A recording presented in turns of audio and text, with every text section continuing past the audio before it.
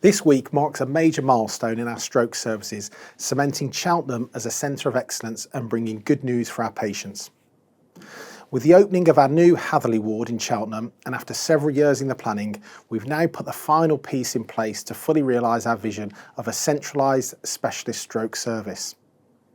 This is a significant step forward, ensuring that patients receive the full range of expert stroke care in one location. By co-locating both our hyperacute and acute stroke units, we can deliver the best possible outcomes for our patients. It also means our specialist teams can work even more closely together, enhancing collaboration and improving care.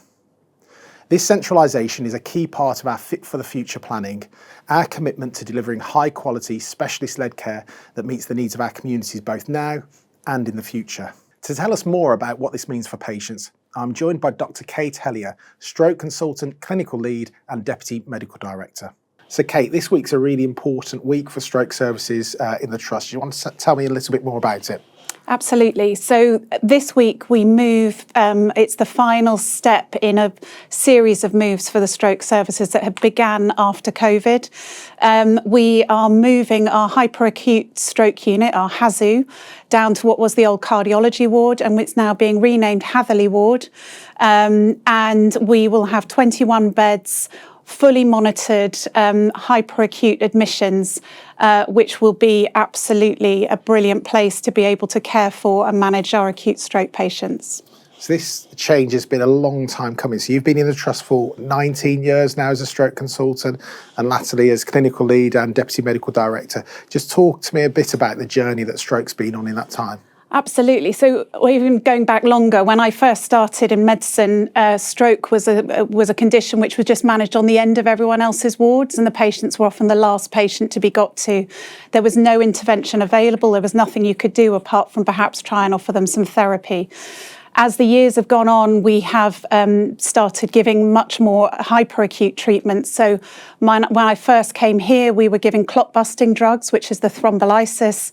And as the years have gone on, more and more patients have been able to access that.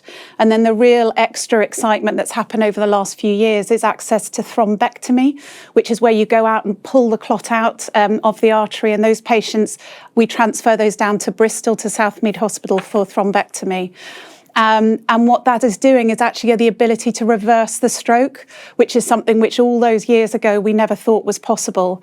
And I now feel sometimes if we haven't had that opportunity because the patients come in too late or all sorts of other reasons why the patient can't access that medication or that treatment, I sometimes feel we failed. But actually, it is such an exciting thing to be able to see a patient who you knew otherwise would have ended up with a very long life of disability, and we can reverse the stroke and make them better. So you've alluded quite a bit there about the timely access to treatment. So you hear a lot about the time to needle. What does that mean? Absolutely. So door to needle time is when a patient, from the time the patient arrives in hospital to the time we actually give the drug, which is the drug which is there trying to reverse the stroke. Door to needle time is something that's measured across the country. And what we're really proud is the service that we've created in Cheltenham, which involves no patient going near the emergency departments. They come straight in, they get their scans. The scans are reviewed by a highly skilled team who then go on and give the medication. What we are now doing and delivering in Cheltenham for our county, our door to needle time is in the region of about 30 minutes, whereas all our neighbours and other hospitals in the southwest are an hour or longer. And we know that door to needle time absolutely helps with outcomes. The quicker you get in, the quicker you reverse the stroke, the less long-term damage. So we are giving an excellent level of service to as many patients as we can for our county. And how important is it for staff to be in the same space working together, given that it isn't just about the doctors, the nurses, there's a whole team that sit behind all of that to make all of that happen? So again, I think a lot of people, when they think about stroke medicine, they their eyes roll and they think, oh, how depressing, how hard it is. there is a whole host of medicine available. And what's been really exciting over the last few years is as we've increased our ability to offer these hyperacute treatments, the staff are also seeing the benefits and the real job satisfaction that comes along with it. Some of our stroke specialist nurses that we've recruited in the last couple of years, many of them now come from the Department of Critical Care, which shows a really high energy job, and they're moving to us because actually the ability and the job satisfaction that comes out of working with the team is just brilliant. And we've got junior doctors, we've got other consultant colleagues all really wanting to work together in just a brilliant team. And just thinking about what this means for Cheltenham, I know, having been here now for 12 months, how important Fit for the Future has been for the Trust and the centralisation of services. But that's not come without sort of challenges from members of the public and staff about whether this is all worth it. So what's your view on that? So I think the key thing with moving services is that what we always have to do is look at what's right for the region at the time. When I first got here, we had two very separate stroke units in Gloucester and Cheltenham, and myself and my colleague, Dr. Dutta, we both knew about thrombolysis and we wanted to offer it. And we started it in Gloucester, and then as time built on, we brought the whole service over to Gloucester. Time has moved on. At this point in time, being in Cheltenham is absolutely the best place for us to be.